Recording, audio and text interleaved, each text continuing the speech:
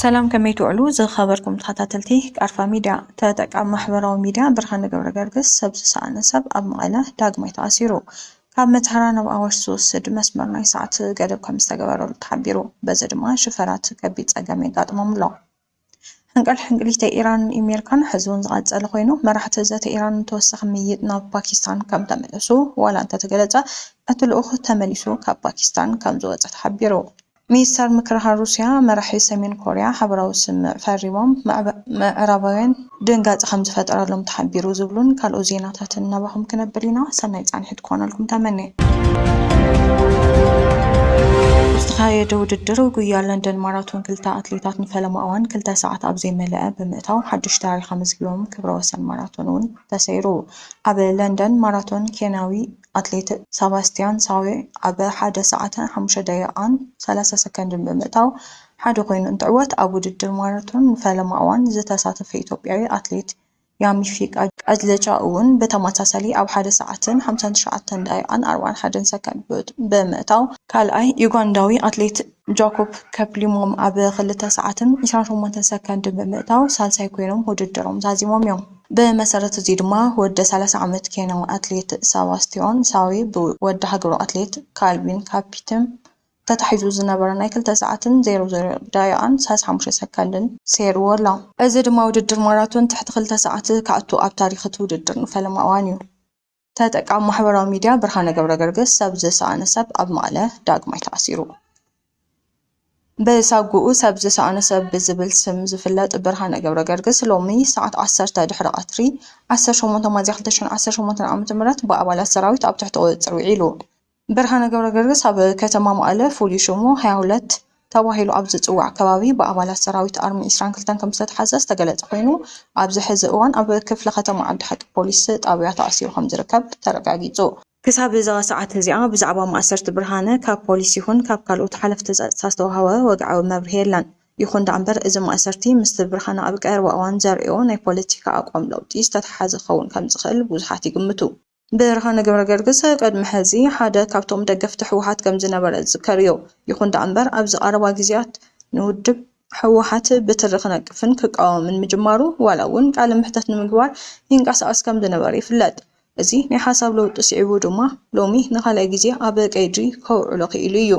ካብ መተሃራና ኣዋሽ ዝወስድ መስመር ናይ ሰዓት ገደብ ተገይሩሉ ብሰንኪ ኣብቲ ከባቢ ዘሎ ጸጥታ ስጋት ጸጥታ ካብ መተሃራና ኣዋሽ ኣብ ዝወስድ መስመር ገደብ መሕለፊ ሰዓት ወላንተ ተገበረሉ እኹል ሓበሬታ ዘይብሎም ብዙሓት ኣሽከርከርትን ተጓዓዝትን ንከቢድ መከራን ምንግልታዕን ይቃልዑ ከም ዘለዉ ተገሊጹ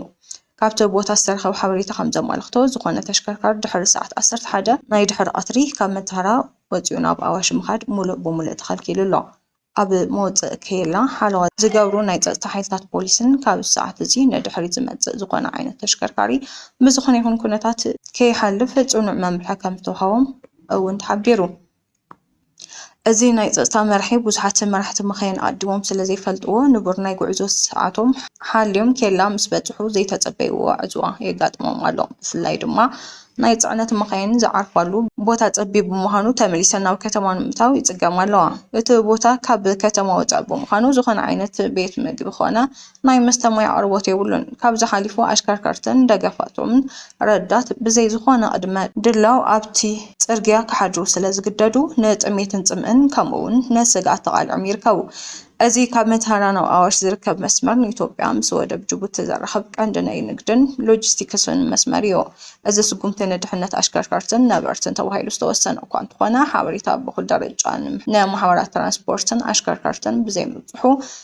ሰብኣዊ ምግልታዕ ይፈጥር ኣሎ መራሕቲ ዘተ ኢራን ንተወሰኸ ምይጥ ናብ ፓኪስታን ከም ተመለሱ ወላ እንተገለጸ እቲ ልኡኽ ተመሊሱ ካብ ፓኪስታን ከም ዝወፀ ተሓቢሩ ከም ጸብጻብ ኣሶሲየትድ ፕረስ ሚኒስተር ጉዳያት ወጻኢ ኢራን ኣባስ ኣርጋች ሰንበት ንተወሰኸ ምይጥ ናብ ኢስላማባድ ተመሊሶም ፕረዚዳንት ኣሜሪካ ዶናልድ ትራምፕ ናይ ልኡኽ ጉዕዞ ናብ ፓኪስታን እኳ እንተሰረዝዎ ኣገራውያን ኣተዓራርቕቲ ግን ነቲ ናይ ሰላም ዘተ ኣብ ትኽክለኛ መስመር ንምቕጻል ይጽዕሩ ከም ዘለዉ እቲ ጸብጻብ የመላኽት ከም ጸብጻባት ትካል ዜና ኢራን ኣባስ ኣርጋች ኣብ ማእኸላይ ምብራቕ ዘሎ ውግእ ሙሉእ ብሙሉእ ደው ንምባል ኢራን ዘለዎ መርገፅን ኣረኣያን ንምንጽብራቕ ምስ ሰበስልጣን ፓኪስታን ተዘራሪቦም ነይሮም እቲ ሚኒስተር ክሳብ ትማል ቀዳም ኣብ ኢስላማባድ ጸኒሖም ናብ ዑማን ተጓዒዞም እዮም ካልኦት ልኡኻት ኢራን ድማ ምስ ምቁራጽ ውግእ ብዝተተሓዙ ጉዳያት ኣድላይ መምርሒ ንምርካብ ናብ ቴሄራን ተመሊሶም ምንባሮም እቲ ትካል ዜና ገሊጹ። ዝተፈጠረ ምድንጋር ዳግም ምላሽን ኣባስ ኣርጋቺ ቀዳም ምሸት ካብ ርእሰ ከተማ ፓኪስታን ምስ ወፁ ኣብቲ ንኻልኣይ ግዜ ዝካየድ ዘተ ዝተፈላለየ ምድንጋር ፈጢሩ ነይሩ። ይኹን እምበር ናብ ሜክሲኮ ቅድሚ ምምርሖም ሎሚ ናብ ኢስላማባድ ከም ተመለሱ መራኸቢ ብዙሃን መንግስቲ ኢራን ጠብፂኦም እዮም። ኮይኑ ግና ሕንቅል ዝበዝሖ ዘተ ኣሜሪካን ኢራንን እቲ ዜና ማዕከናት ዜና ዓለም ነዚ ብስራት ምስ ሰምዓ ድሕሪ ሰዓታት ሚኒስተር ጉዳያት ወፃኢ ኢራን ናብ ሩስያ ከም ዘምርሑ ተገሊጹ። ሚኒስተር ጉዳያት ወፃኢ ኢራን ኣባስ ኣርጋቺ ጡማሊ ዓርቢ ኣብ ፓኪስታን ዝነበሩ ኮይኖም ምስ ኣሜሪካ ንዝግበር ዘተ ከቐምጡ ተፅቢት እትግበረሎም ካንደበት ካብ ኢስላማባድ ወፂኦም ከም ዝኸዱ ይዝከር። ካብ ኢስላማባድ ምስ ወፁ ብቐጥታ ናብ ኣሞን እዮም ኣምሪሖም። ኣብ መስኮት ምስ ስልጣን ኣሞን ሃይታ ከምዘተ ዘካየዱ ሚኒስተር ጉዳያት ወፃኢ ኢራን ሎሚ መዓልቲ ተመሊሶም ናብ ኢስላማባድ ከይዶም። እዚ ድማ ምስ ኣሜሪካ ናብ ዝግበር ዘተ ንምእታው ዘለዎም ድልውነት ዘርኢ ክኸውን ከም ዝኽእል ብገሊኦም ተገሚቱ ነይሩ። ይኹን እምበር መህር ዝተባህለ ኣገልግሎት ዜና ኢራን ከም ዘጻብጸቦ እቶም ሚኒስተር ጉዳያት ወፃኢ ናብ ኢስላማባድ ዝተመለሱ ብዋቢሎም ናብ ሩስያ ንምኻድ እምበር ንምዝታይ ከም ዘይኮነ ተፈሊጡ። እዚ ከምዚ ኢሉ እንሃሎ ፕረዚዳንት ትራምፕ ኢራን ክትዛተ እንተደልያ ናብ ኣሜሪካ ክድውል ከም እትኽእል ገሊፆም። ፕረዚዳንት ሕቡራት መንግስታት ኣሜሪካ ዶናልድ ትራምፕ ኢራን ነቲ ኣብ መንጎ ክልቲአን ሃገራት ዘሎ ኩናት ንምብቃዕ ድሌት እንተሃልይዋ ምስ ኣሜሪካ ክትራኸብ ወይ ክትድውል ከም እትኽእል ገሊጹ። እቶም ፕረዚዳንት ንፎክስ ኒውስ ኣብ ዝሃቦ ቃለ መሕተት ክዛተዩ እንተደልዮም ናባና ክመፁ ወይ ክድውሉ ናይ ክእሉ እዮም ከም እትፈልጥዎ ስልክ ኣሎ፣ ጽቡቕን ውሕስን መስመራት ስልክ ኣለና ኢሉ ተዛሪቡ። ብተወሳኺ ትራምፕ እቲ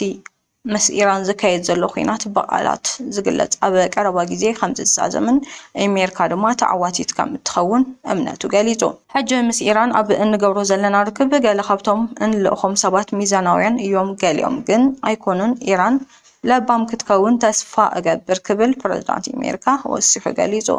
ብኻልእ ዜና ላዕለዎት ዲፕሎማስያኛታት ኣሜሪካን ሕቡራት ኤሚራት ዓረብን ብዛዕባ ጎንፂ ማእኸላይ ምብራቕ ከም ዝዘተዩ ተገሊጹ። ምክትል ቀዳማይ ሚኒስተርን ሚኒስተር ጉዳያት ወፃኢን ሕቡራት ኤሚራት ዓረብ ዓብዱላህ ቢን ዛይድ አልናህያን ምስ ሚኒስተር ጉዳያት ወፃኢ ኣሜሪካ ማርኮ ሩቢ ዝገበርዎ ዘተ ብቴሌፎን ምዃኑ ተሓቢሩ። መግለፂ ሕቡራት ኤሚራት ዓረብ ከም ዘመላኽቶ ክልቲኦም ወገናት እቲ ብኢራን ዝተፈጸመን ሕቡራት ኤሚራት ዓረብን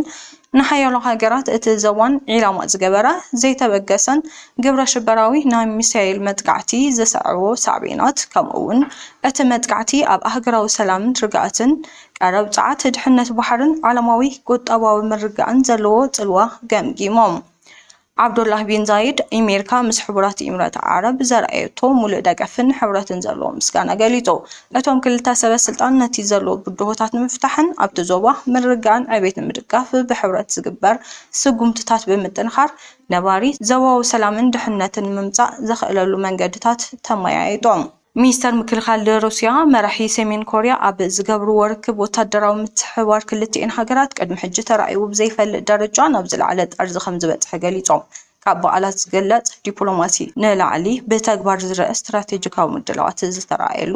ዝምድና ክልቲኦም መራሕቲ ክልቲአን ሃገራት ካብ 2027 ክሳብ 2031 ዝጸንሕ ናይ ሓበራዊ ወታደራዊ ርክብ ተስማዕሚዐን ኣለዋ። እዚ ድማ ምሕዝነተን ንነዊሕ ግዜ ዝቐጽል ምዃኑ የርኢ።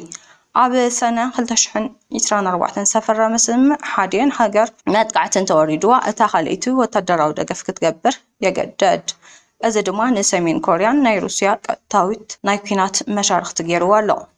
ሚኒስተር ምክልኻል ሩስያ ቢሎሶፊ ሰሜን ኮርያ ኣብ ኩናት ዩክሬን ንዘርአየቶ ሕውነታዊ ደገፍን ኣብ ክልል ኮርስክን ንዝተሳተፉ ወታደራት ሰሜን ኮርያ ኣፍልጦ እውን ሂቦም። ምዕራባውያን ሃገራት ከም ዝገለጹ እዚ ምሕዝነት ኣብቲ